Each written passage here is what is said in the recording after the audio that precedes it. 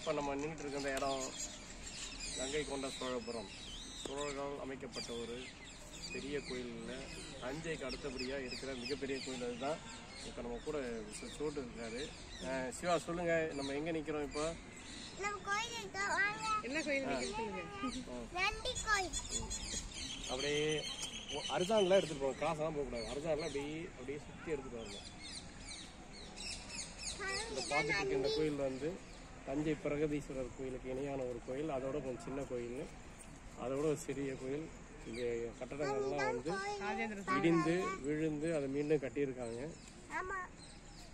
அப்படியே பார்க்கலாம், சுற்றி அப்படியே பார்த்துட்டோம்னா பாருங்க, வெளியே கோபுரம் தெரியுது. 4:30 மணி தான் கோயில் திறப்பாங்க, அதுக்கப்புறம் பார்க்க முடியும். எல்லாம் அதனால தான் நாங்கள் இங்கே காத்திருக்கிறோம்.